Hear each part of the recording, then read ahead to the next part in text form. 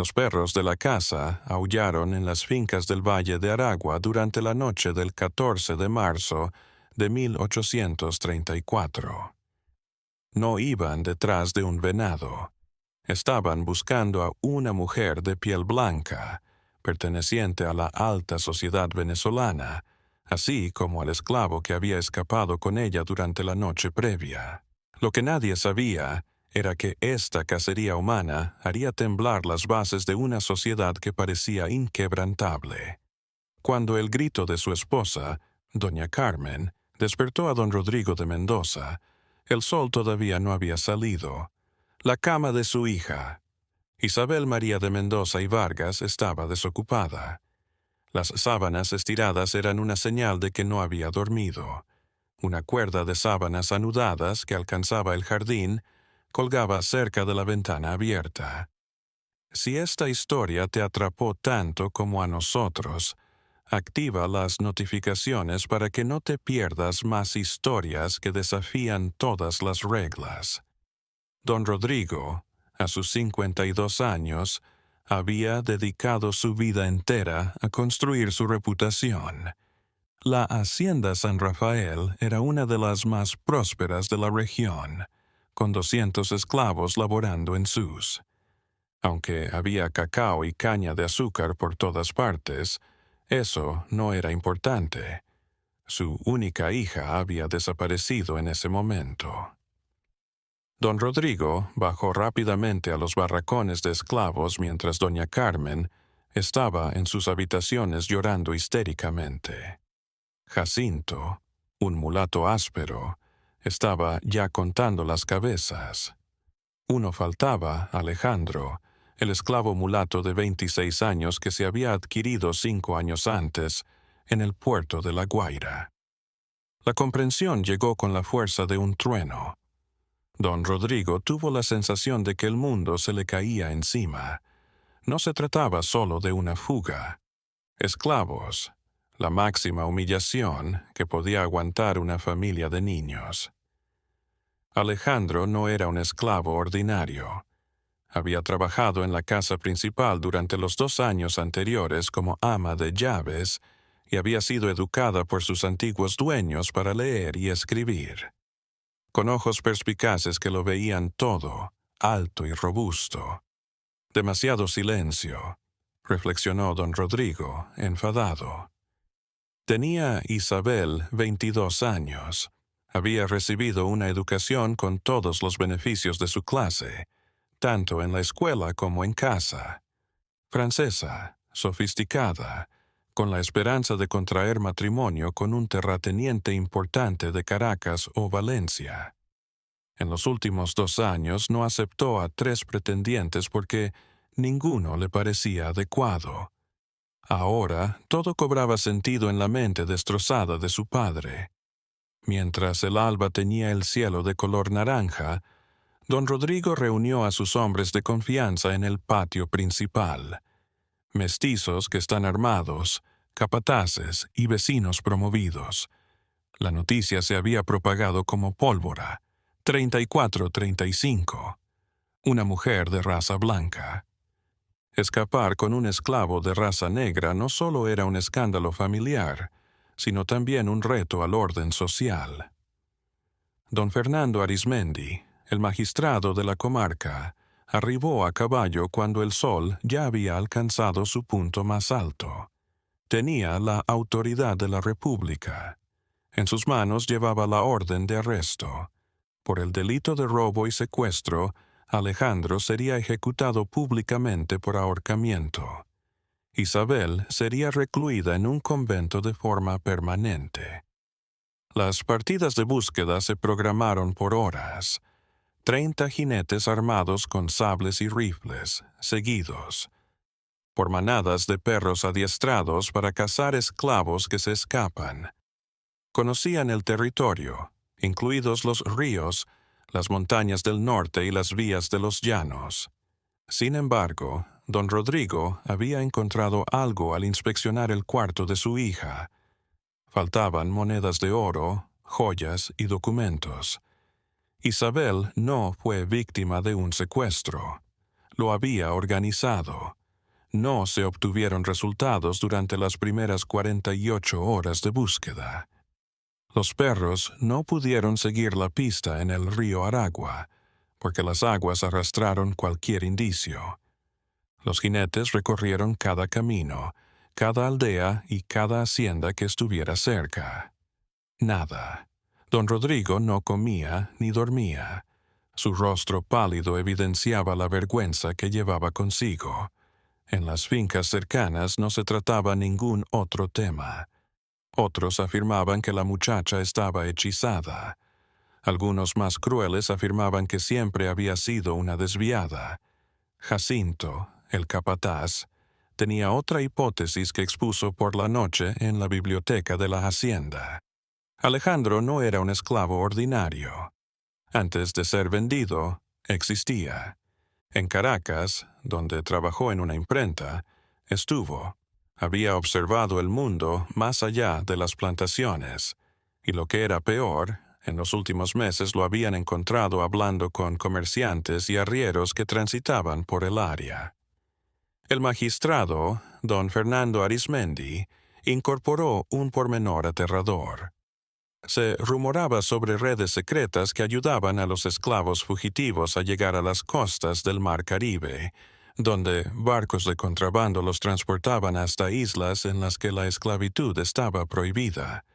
El sitio más cercano, a solamente 150 kilómetros de la costa de Venezuela. La búsqueda se volvió más intensa. Se enviaron mensajeros a todos los puertos, Ocumare, Puerto Cabello y La Guaira. Los militares fueron informados. Se le notificó al general José Antonio Páez, líder político de Venezuela. La fuga de Isabel y Alejandro ya era un asunto del Estado. Don Rodrigo ofreció una gratificación de 1,000 pesos de oro por los dos vivos, lo que provocó que las cantinas y los mercados temblaran. Era un precio de 20, una verdadera suerte. Esclavos de corta edad. Empezaron a surgir recompensas por toda la región. La primera pista auténtica llegó la quinta noche. Un agricultor mestizo que vive cerca de San Mateo reportó que hace 2 días vio a una pareja con ropa sencilla cruzar sus tierras. Un sombrero de paja cubría el rostro del hombre. La mujer tenía el pelo recogido y la tierra ensuciaba sus manos. Preguntaban cómo llegar a los llanos. Los llanos, la vasta llanura del sur, lugar de cimarrones y bandoleros, un sitio donde las leyes urbanas se desvanecían en la vastedad, pero también un espacio sin refugio, donde cualquier viajero podía ser visto desde kilómetros de distancia. Sus tropas fueron divididas por don Rodrigo. Una parte quedaría en los puertos, supervisando. Otro seguiría el rastro a los llanos. Él dirigirá la expedición de caza hacia el sur. Este relato verídico nos enseña que la libertad y el amor siempre han confrontado al poder. Si piensas que debería ser contada, dale un like. Mientras tanto, las brigadas partían al amanecer. Doña Carmen se quedaba en su habitación, hecha trizas por la vergüenza y el dolor. Se había incendiado todas las prendas de vestir de Isabel, todos sus libros y todas sus pertenencias. Para ella, su hija había fallecido. Sin embargo, en el pecho de don Rodrigo había algo más que ira. Una pregunta lo atormentaba todas las noches sin poder dormir. ¿Por qué no lo vio venir? ¿Cuánto tiempo ha estado ocurriendo esto en su propia casa? La realidad era más dolorosa de lo que pensaba. Isabel y Alejandro se querían desde hace 2 años a través de citas secretas, conversaciones en la biblioteca cuando no había nadie que los mirara, y miradas cómplices sobre la cena mientras él servía el vino. Todo a la vista de una sociedad que no ve nada que no se acomode a su realidad.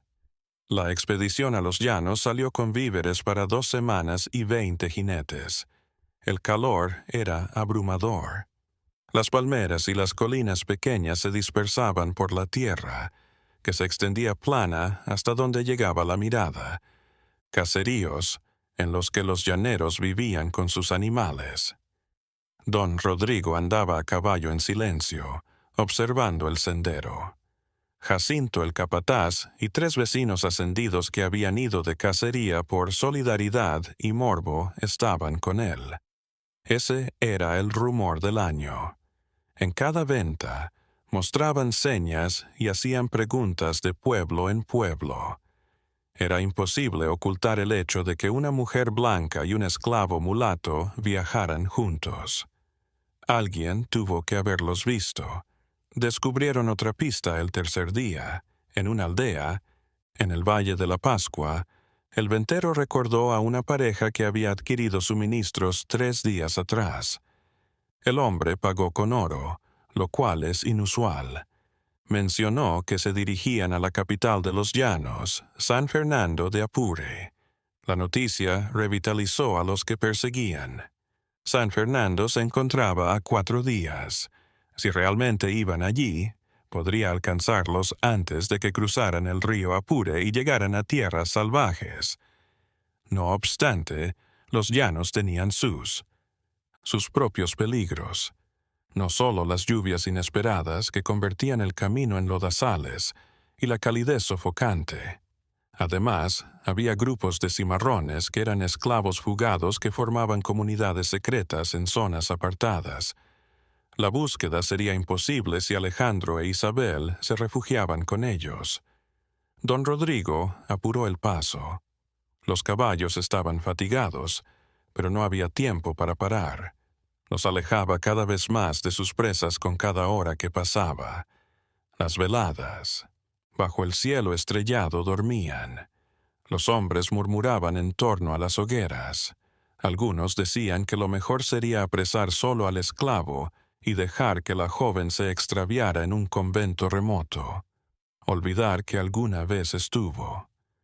Era menos humillante que devolverla y tener que lidiar para siempre con los rumores. No obstante, don Rodrigo no cedía.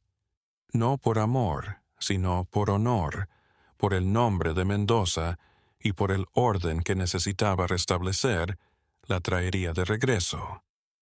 El día 4, mientras cruzaban un pequeño. Uno de los rastreadores encontró un pañuelo con las iniciales bordadas en el río. Y monjas, Isabel María Mendoza estaba atada a una rama, como si la hubieran dejado así intencionadamente. Una señal de socorro, una forma de comunicarle a su padre que estaba viva o algo más complejo que don Rodrigo no quería descifrar. Los hombres corrieron hacia San Fernando.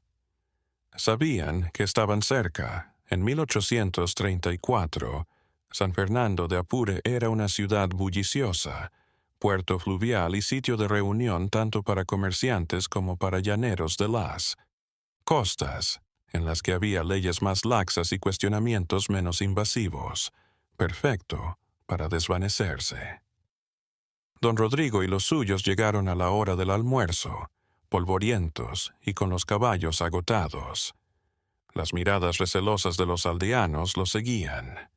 Los forasteros armados nunca anunciaban nada positivo. Miguel Herrera, un individuo fuerte y el capitán local de la milicia, los saludó con una fría cortesía. Conocía la historia. En San Fernando, todos la conocían ya. Las noticias se propagaban más rápidamente que los caballos. ¿Han estado aquí?, preguntó don Rodrigo. Sin circunloquios. Antes de responder, Herrera encendió un cigarrillo con calma. Una pareja similar ocurrió hace 2 días. Adquirieron un barco. Afirmaron que iban río abajo. Río abajo. Se trataba de adentrarse en lo desconocido. Los ríos del Orinoco, la jungla, las comunidades nativas que no habían estado bajo el dominio de la República antes. Era como si se tratara del fin del mundo. Don Rodrigo sintió que su determinación empezaba a flaquear. ¿Hasta qué punto? Quería ir, pero no podía debido a la mirada de sus compañeros y el honor familiar. Alquilaron una canoa grande con 2 bogas experimentados y alimentos para una semana adicional. Herrera, antes de marcharse, agregó algo que generó escalofríos. «Don Rodrigo, tengo algo que comunicarte». La mujer no daba la impresión de estar cautiva. Remaba junto al hombre, reía y hablaba con confianza. Lo que sea que esté buscando, tal vez no sea lo que espera hallar. Mientras el bote se alejaba de la costa, las palabras del capitán retumbaban en la cabeza de don Rodrigo.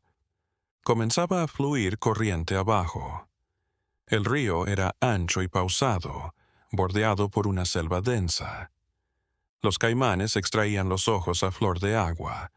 Las garzas blancas se alzaban mientras él pasaba. Las jornadas en el río fueron extenuantes. La humedad continua, el calor y los mosquitos. Los hombres murmuraban, ¿hasta cuándo iba a continuar esta locura? Sin embargo, don Rodrigo se mantenía impasible, con la vista fija en el horizonte acuático. Obtuvieron información en un pueblo ribereño llamado Puerto Páez. Posadero sostuvo que la pareja había estado allí, pero agregó un detalle sobre él o sangre de don Rodrigo. Habían adquirido 2 pasajes en una embarcación comercial que iba hacia el Orinoco. Ni siquiera se esforzaban en ocultarse. Se dirigían con determinación hacia un lugar. ¿Pero cuál? Con cientos de tributarios, el Orinoco era enorme. Tenían la posibilidad de dirigirse hacia las Guayanas holandesas, donde la esclavitud se regía por otras leyes, o hacia Trinidad, una isla británica a la cual escapaban numerosos esclavos fugitivos. Se refugiaban. Don Rodrigo tomó una decisión. Regresarían a la costa y dejarían atrás la lancha lenta. Montarían a caballo hasta Angostura, la ciudad más grande del Orinoco y el núcleo de todas las rutas comerciales.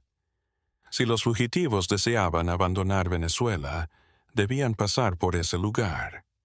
Pasaron 8 días infernales hasta que regresamos a la civilización. Algunos de los hombres originales se habían desertado, cansados de la persecución incesante, mientras que otros se habían sumado debido a la recompensa de 1,000 pesos en oro.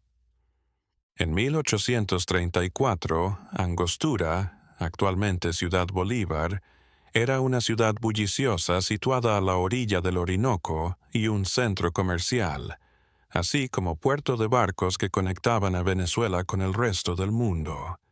Si Isabel y Alejandro habían llegado hasta ese lugar, era factible salir del país. Don Rodrigo se presentó ante el gobernador de la provincia, don Luis Perú de la Croix, un hombre poderoso y antiguo, luchador por la independencia. La noticia ya había llegado a oídos del gobernador. Él ya la conocía.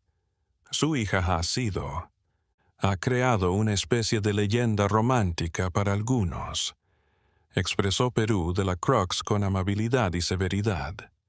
Los idealistas susurran sobre el amor ilimitado, pero usted y yo sabemos que eso no es impune. Es necesario preservar el orden social. Las tropas fueron asignadas por el gobernador. Cada barco atracado en el puerto fue inspeccionado por los soldados. Se les preguntó a los taberneros, capitanes y comerciantes. La red se hacía más densa. La llegó 3 días después. Noticia que don Rodrigo había temido y esperado simultáneamente. Un barco mercante llamado El Desafiante, que se dirigía a Trinidad en 2 días, había avistado una pareja que coincidía con la descripción. El capitán del barco, un hombre de nacionalidad holandesa llamado Van der Meer, era discreto y estaba dispuesto a transportar a los pasajeros que pagaran bien y no hicieran preguntas. Don Rodrigo contaba con 48 horas. El barco fue detenido por el gobernador bajo el pretexto de una revisión en aduana. Los muelles fueron acordonados por los soldados. No había escapatoria. La noche anterior a la detención programada, don Rodrigo no pudo dormir. Paseó por las calles de Angostura, mirando la ciudad dormida. Su hija se escondía en algún lugar entre aquellas viviendas coloniales. Su única heredera, su orgullo y el motivo de su vida es Isabel.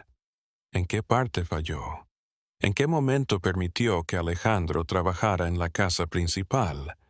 ¿En qué momento Isabel permitió que se leyeran libros franceses sobre la igualdad y la libertad? ¿O había sido inevitable en un mundo que se transformaba más rápidamente de lo que las estructuras viejas eran capaces de soportar? En la mañana, los soldados cercaron el Desafiante. El capitán Van Andermer refunfuñó, pero no tenía otra opción. Los pasajeros fueron forzados a descender uno por uno mientras los oficiales inspeccionaban sus documentos. Don Rodrigo observaba desde el puerto, con su corazón latiendo intensamente. Se observaba cuidadosamente cada cara que desembarcaba. Nómadas, comerciantes y marineros, pero no hay señal de Alejandro e Isabel. ¿Cuándo la? El oficial a cargo se acercó, frunciendo el ceño, después de que la inspección concluyó. Don Rodrigo, no se encuentran aquí. Examinamos cada camarote y cada parte de la embarcación. No disminuyeron jamás. La verdad me impactó como un bloque de hielo. Les habían engañado. El rumor del barco se había esparcido. Isabel y Alejandro jamás consideraron navegar en el Desafiante. Los fugitivos ya habían optado por otra ruta mientras don Rodrigo y las autoridades invertían todas sus fuerzas en los muelles. El hallazgo de que habían sido engañados llenó a don Rodrigo de una ira fría y calculada. Quizás una red, o simplemente personas que apoyaban la causa romántica de los amantes fugitivos, estaban brindándoles apoyo. El gobernador Perú de la Croix ordenó que se llevaran a cabo exhaustivos interrogatorios a taberneros, bogas, comerciantes y a cualquiera que hubiese tenido contacto con forasteros en las 2 semanas anteriores. Las cárceles de Angostura se abarrotaron de individuos sospechosos. Al final, fue un anciano pescador quien afirmó, quizás por temor o tal vez por codicia del premio, una pareja había atravesado el Orinoco en su balsa 3 noches antes, durante la luna nueva. Se dirigían al este, hacia la selva que rodeaba las Guayanas. Las Guayanas, una tierra salvaje que se encontraba entre las colonias inglesas y holandesas y la Venezuela de los españoles, era un lugar en el que los fugitivos tenían la posibilidad de esconderse eternamente entre asentamientos apartados y comunidades indígenas. Don Rodrigo reestructuró su expedición. Requería hombres expertos en sobrevivir y familiarizados con la selva. Contrató a 6 rastreadores indígenas, que eran descendientes de los caribes, la población que había gobernado esas tierras antes del arribo de los españoles. Se reanudó la marcha hacia el oriente, pero era distinta ahora. No perseguían a 2 fugitivos angustiados, sino a 2 individuos que aparentaban contar con un plan, recursos económicos y respaldo. Si esta historia te ha tocado el corazón, compártela. Las historias verdaderas que desafían la autoridad merecen ser rememoradas. Los días en la selva fueron un infierno verde, con una lluvia incesante, serpientes venenosas y jaguares al acecho en la penumbra. Las tropas se desplazaban lentamente, siguiendo rastros casi imperceptibles. Huellas difusas en el barro, una fogata extinguida, marcas en los árboles. Don Rodrigo se enfermó. Tenía fiebre, escalofríos y delirios. Sin embargo, no se detenía. Jacinto, el capataz, leal acompañante de toda la cacería, sugirió dar la vuelta. Don Rodrigo, esto nos va a matar a todos. Quizás sea el momento de aceptar. Jamás. Don Rodrigo rugió don Rodrigo, con los ojos encendidos por la fiebre. No regreso a casa sin llevar a mi hija. Ya esté muerto o vivo, no regresaré a casa sin ella. Los guías nativos se observaron entre ellos. Habían escuchado sobre hombres blancos que se adentraban en la selva, persiguiendo obsesiones, y no funcionaba ninguna. Se encontró la prueba concluyente, un vestido de mujer elegante pero desgastado, en una aldea indígena semidestruida. Las letras IMM, bordadas en la parte inferior. Isabel había estado allí hace varios días, posiblemente una semana. El anciano cacique del pueblo, con la cara surcada por el paso de los años, miró a don Rodrigo con un sentimiento que se asemejaba a la compasión. La mujer blanca y el hombre oscuro estuvieron aquí, dijo por medio de un intérprete. Les proporcionamos agua y comida. Ella no se encontraba encerrada. Lloraba, pero no por miedo. Lloraba porque era consciente de que los cazaban. Manifestó que no regresaría nunca. Las palabras afectaron a don Rodrigo como dagas. No de miedo. Era consciente de que lo seguían. No regresaría jamás. Luego de 2 meses de cacería, por primera vez, don Rodrigo, implacable, se atrevió a pensar lo impensable. Su hija se había marchado de manera voluntaria. No la habían seducido, cautivado ni raptado. Había tomado una decisión. La expedición continuó, pero algo se había modificado. Los hombres lo observaban en don Rodrigo. La intensidad de las primeras semanas se había vuelto una resolución más sombría y desesperada. Atravesaron ríos repletos de pirañas y pantanos en los que las sanguijuelas se adhirieron a sus pieles. 2 hombres fallecieron, uno debido a una mordedura de serpiente, otra por fiebres de zonas tropicales. Pero don Rodrigo no se paraba. Los guías indígenas se resistieron a continuar. Dijeron que más allá estaba la nación de los holandeses. Si cruzamos, nos atraparán y no habrá ninguna pista que seguir. La selva se los devoró. Don Rodrigo se quedó con un soldado, 2 libertos y Jacinto. 5 hombres enfermos, cansados y al borde de la locura se establecieron en un claro cerca de un río para discutir sobre el siguiente paso. Don Rodrigo, por primera vez en meses, habló de un tema que no fuera la caza. Me preguntó, cuando contaba con 5 años, ¿por qué los esclavos no son libres? Y lo hacía entrecortadamente.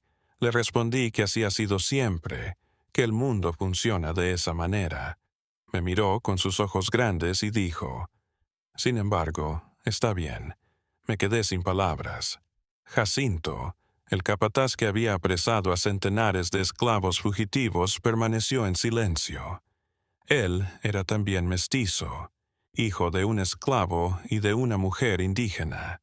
Conocía mejor que nadie lo que era como vivir en 2 mundos. Uno de los ascendidos preguntó, ¿qué hará si la ve? Don Rodrigo contestó devolviéndola a su hogar y recluyéndola en un convento, lo que permitió recuperar el honor de mi familia. Sin embargo, las palabras sonaban vacías, incluso para él. Esa noche, don Rodrigo observó las estrellas y tuvo una revelación. Había perdido hombres, había recorrido miles de kilómetros y había gastado una fortuna. ¿Y para qué sirve? Para demostrar que tenía razón, con el fin de mantener un orden social que había sido rechazada por su propia hija.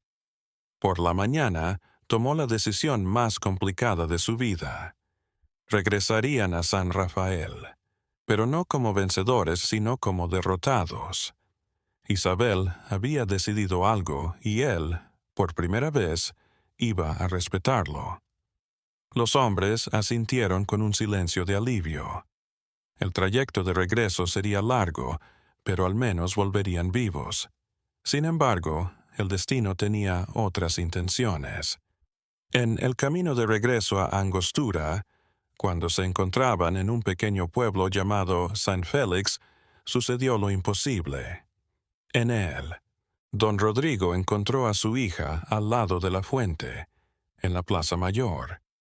Isabel había experimentado un cambio. Su piel, que antes estaba protegida del sol, ahora tenía un tono moreno. Su ropa de campesina, usada pero limpia, y el cabello recogido en una simple trenza. Y detrás, Alejandro, que lleva 2 cestas con víveres. El tiempo se paralizó. Por medio de la plaza, la mirada del padre y la de su hija se cruzaron. La sorpresa fue compartida por todos. Esto fue inesperado para todos. Don Rodrigo fue por delante. Los hombres de él se pusieron tensos. «¡Pongamos las manos en las armas!» Alejandro C. intervino de manera protectora ante Isabel, aunque ella lo interrumpió con un gesto. «Padre», pronunció Isabel, con firmeza y sin titubear. «No contaba con volver a verte». Don Rodrigo observó a su hija. Quería compasión, pena y súplica. No encontró nada de eso. Por el contrario, notó resolución y hasta calma. Isabel preguntó, «¿Vienes a llevarme de regreso?» No se trataba de una pregunta. Don Rodrigo asintió despacio, pero las palabras que pronunció lo sorprendieron hasta a él. Era mí. Propósito, pero ahora no tengo idea. Isabel se aproximó. Los curiosos del pueblo se reunían, con la intuición de que iba a suceder algo. «Padre, he aprendido más en 3 meses que en 22 años en San Rafael. He experimentado el miedo, la incertidumbre y el hambre, pero también la libertad y el amor sin restricciones. No lo comprendes porque te criaste en un mundo donde todo estaba predeterminado antes de que tú nacieras. Tu madre está destrozada», dijo don Rodrigo. Voz ronca. «Lo sé y lo siento, pero no es posible que viva mi vida para satisfacer expectativas que me asfixian. Me instruiste para pensar y leer. Ahora tengo que vivir de acuerdo con mis convicciones». Alejandro se quedaba en silencio, observando. Era consciente de que su vida estaba en riesgo. Si don Rodrigo lo ordenara, los soldados lo capturarían y lo ejecutarían en la plaza pública como escarmiento. Don Rodrigo miró al individuo que le había sustraído a su hija. Observó inteligencia, dignidad, poder. Observó a un ser humano, no a una propiedad como estipulaban las leyes. La cuestión. Partió a don Rodrigo entre el deber, la honra y la reputación de la casa. Por el otro lado, algo más profundo. El amor de un padre que respetaba la elección de su hija de seguir su propio camino. «Tu madre morirá de pena si vuelvo sin ti», dijo al fin. «Si vuelvo a estar contigo, te condenarán de por vida. Si te vas, me quedaré sin familia».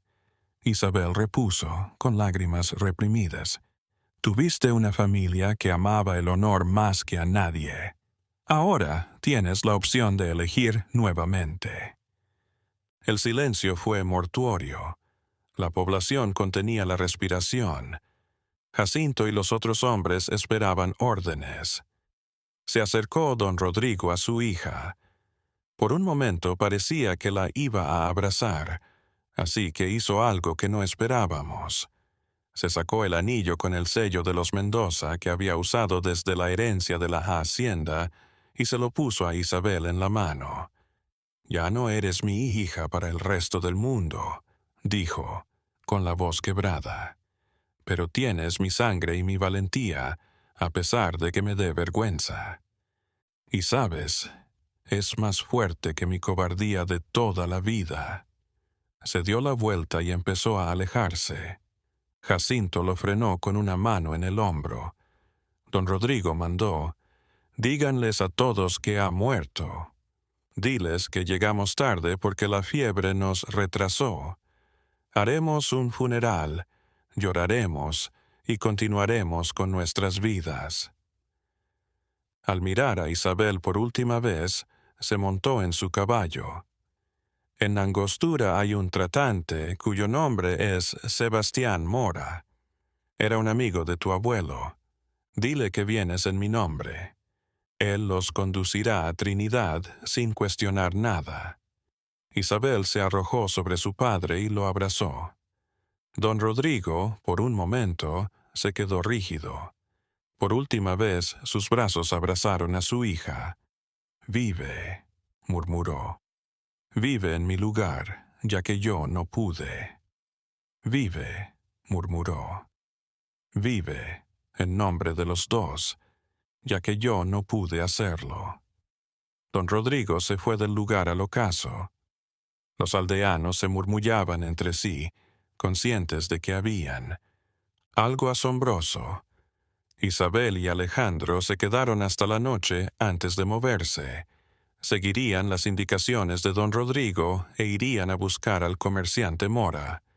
Libertad, Trinidad, una vida renovada. 3 semanas después, don Rodrigo volvió a San Rafael. Celebró un funeral lujoso por su hija fallecida. Doña Carmen no resistió. Murió 6 meses después. La hacienda San Rafael se fue desvaneciendo. En Trinidad, un dúo de venezolanos se estableció en Puerto de España. Ella daba clases de francés. Él era un traductor. Tuvieron 3 hijos.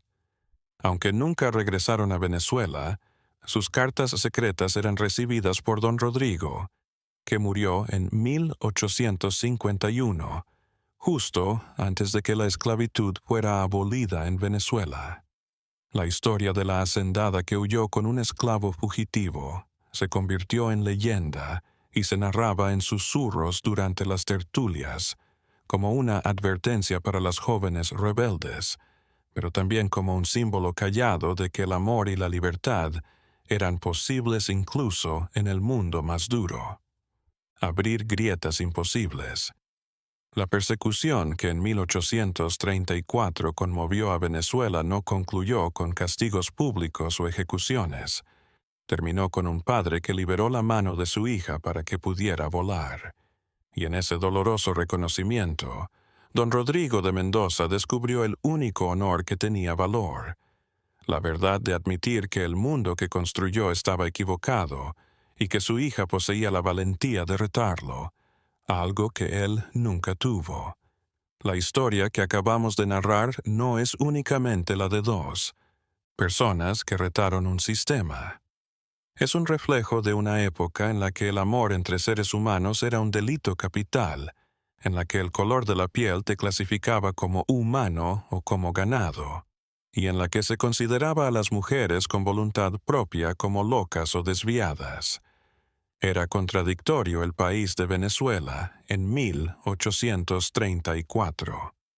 Se había separado de España únicamente 13 años antes, combatiendo por unos principios de igualdad y libertad. Simón Bolívar había imaginado una América en libertad. Sin embargo, las mismas cadenas llevaban a miles de esclavos en las haciendas que proporcionaban riqueza a la nueva república. Isabel María de Mendoza y Alejandro son más que un amor ilícito. Son la separación esencial entre el mundo que se extinguía y aquel que intentaba emerger. Un mundo que había declarado los derechos humanos, la Revolución Francesa, que comenzaba a eliminar la esclavitud en las colonias británicas y que debatía la igualdad en libros y salas. Secretas. Sin embargo, las ideas siempre corren más que las sociedades que deben cambiar para acogerlas. Las tragedias personales de aquellos que se atreven a vivir según sus convicciones y no según lo que la sociedad les impone, se encuentran en el espacio entre el pensamiento y la vivencia. Consideremos a don Rodrigo de Mendoza. No era un monstruo, sino un hombre de su tiempo, una persona que no cuestionó el sistema que había heredado, porque todo a su alrededor le indicaba que era natural, y que siempre había sido así. Lo había sido.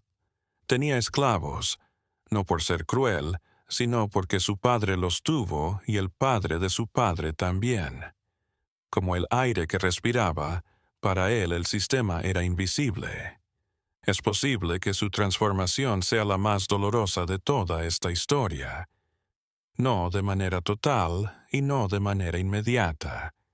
Fue una experiencia lenta, forzada, por el hecho de que su hija eligió la humanidad de otra persona en lugar de todos los privilegios de su clase.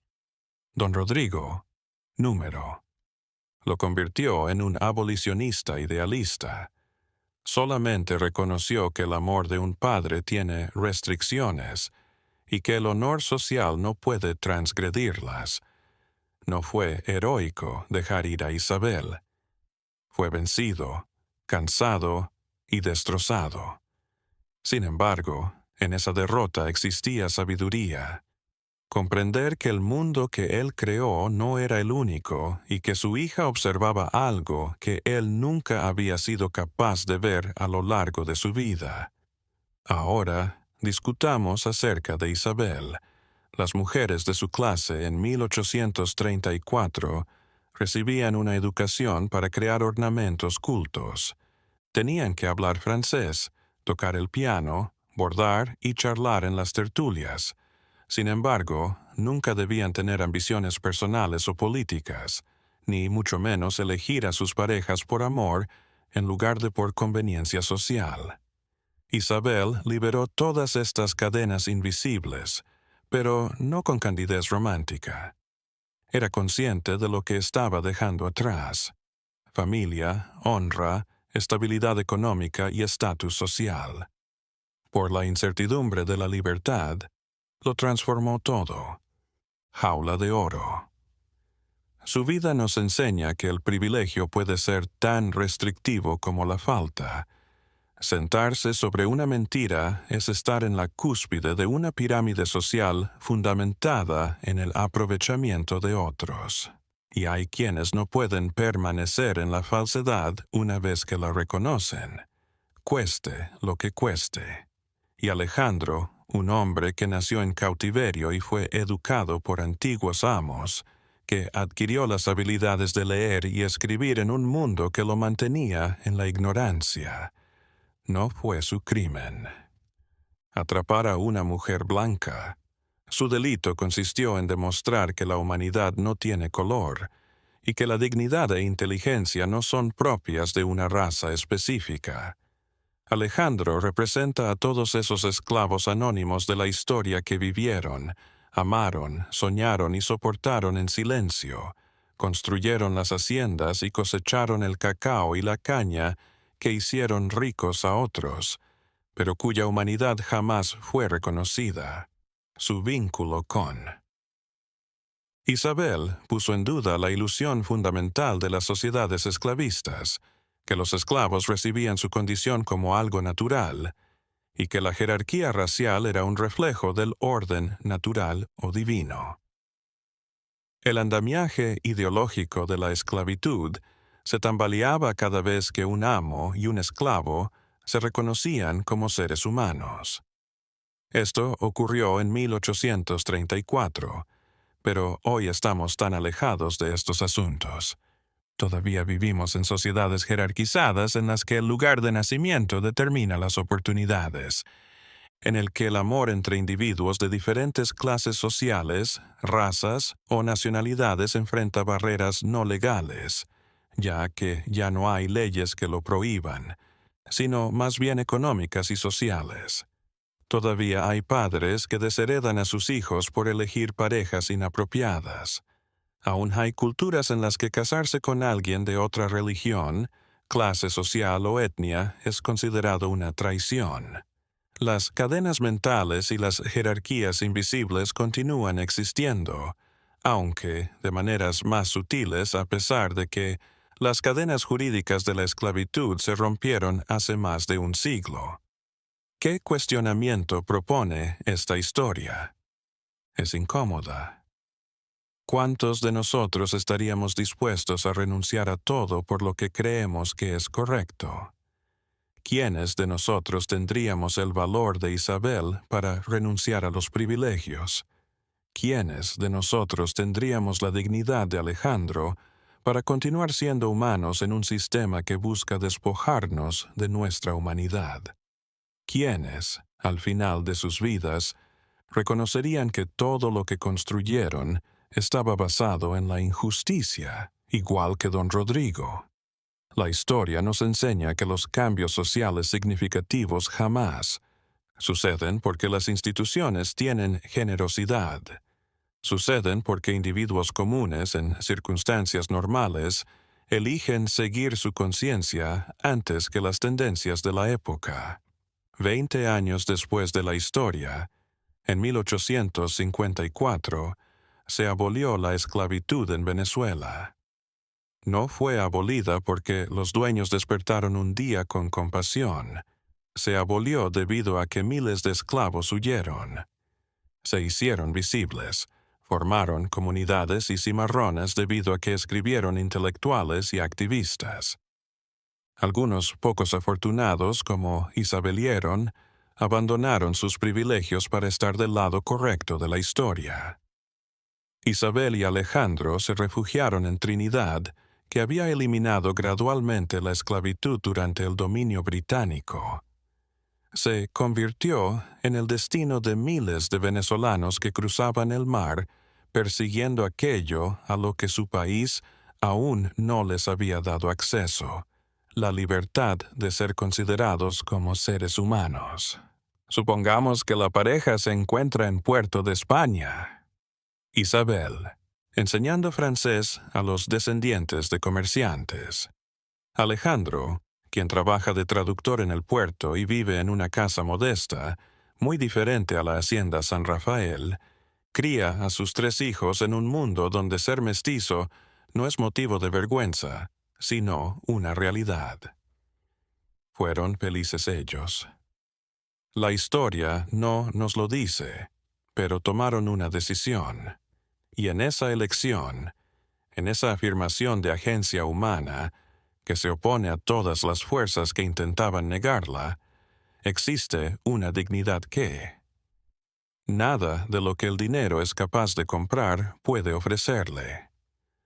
3 años antes de que la esclavitud fuera abolida en Venezuela, don Rodrigo murió en 1851. Después de su muerte, se descubrieron las cartas que Trinidad le había enviado a él en secreto. Estaban guardadas en un cofre con llave. Nunca las enseñó, nunca admitió que su hija seguía viva, pero las guardó y leyó. Tal vez, en sus últimos años, perdonó a su hija por escoger y a sí mismo por dejarlo.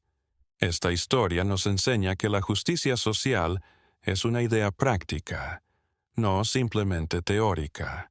Se manifiesta en acciones personales, como optar entre la comodidad y la justicia, entre mantener privilegios injustos o renunciar a ellos, entre ser meros observadores de sistemas injustos o esforzarse activamente para transformarlos.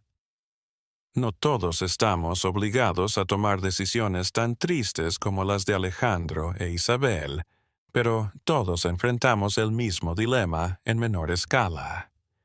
Sobreviviremos, según lo que la sociedad nos demanda o nuestra conciencia nos señala como correcto. La cacería en Venezuela de 1834 no concluyó con sangre, sino con la libertad. Un padre que deja ir la mano de su hija, una mujer que escoge el amor por encima del estatus, un hombre que afirma su humanidad y, en ese pequeño gesto de rebeldía individual, una rendija en la muralla de un sistema que parecía eterno, pero que al igual que todos los sistemas basados en la opresión, estaba destinado a derrumbarse. 20 años después de esta historia, la esclavitud fue eliminada en Venezuela. El mundo que don Rodrigo protegió hasta prácticamente su fallecimiento se destruyó. Y aunque la igualdad no se logró de inmediato con la abolición legal, era un paso necesario. Este fue posible porque muchos Isabel, Alejandro y don Rodrigo eligieron ser humanos por encima de la jerarquía en sus momentos de indecisión. Esta es la enseñanza que ha perdurado a lo largo de los siglos, que las personas comunes tienen el poder de desafiar a los sistemas más poderosos cuando se niegan a aceptar la injusticia como algo inevitable. El amor, en su expresión más intensa, no es una emoción romántica, sino un reconocimiento total de la humanidad del otro. El valor no es la ausencia de miedo, sino actuar correctamente a pesar del temor que se tiene a las consecuencias. La historia de Alejandro e Isabel no es un caso aislado. Es una de miles que sucedieron en América durante los siglos de esclavitud. La mayoría nunca fueron inscritas. Sus personajes se extraviaron en la historia. Sin embargo, cada una de estas historias, ya sean reconocidas o no, contribuyó a cambiar de manera lenta, dolorosa e ineludible las sociedades que negaban la humanidad de algunos en favor de otros. Hoy en día, al escuchar este relato, no debemos considerarlo como algo que sucedió en el pasado. Las formas cambian, pero las preguntas se mantienen.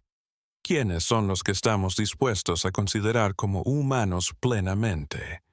¿A qué derechos estamos dispuestos a renunciar? ¿A qué injusticias estamos dispuestos a enfrentarnos, aunque nos implique un costo? Costoso. Rehusar plantearse estas preguntas y actuar como si los sistemas existentes fueran inevitables y naturales es repetir los errores de don Rodrigo en sus primeros 50 años, aunque no tengan respuestas sencillas. Aceptamos sin cuestionar, porque plantear preguntas es incómodo. Sí, la historia de hoy trata sobre amor y libertad. Sin embargo, también aborda el valor, la elección y el costo de ser auténtico en mundos que tienden a optar por la conformidad. Alejandro e Isabel tomaron una decisión. Finalmente, don Rodrigo también. Escogió. Y tú, que escuchas esta historia en otro mundo, otra época y otro país, también tendrás tus propias decisiones por tomar. Estas no serán sobre vida o muerte, ni sobre persecuciones en la jungla o escapadas nocturnas, pero sí se referirán a qué tipo de mundo deseas habitar y qué estás dispuesto a hacer para crearlo. Que este relato de lo que ocurrió en el pasado ilumine tu presente, ya que la libertad, la justicia y el amor no son eternos. Son decisiones que cada generación tiene que tomar otra vez, con sus propias palabras, con sus propias resistencias. M.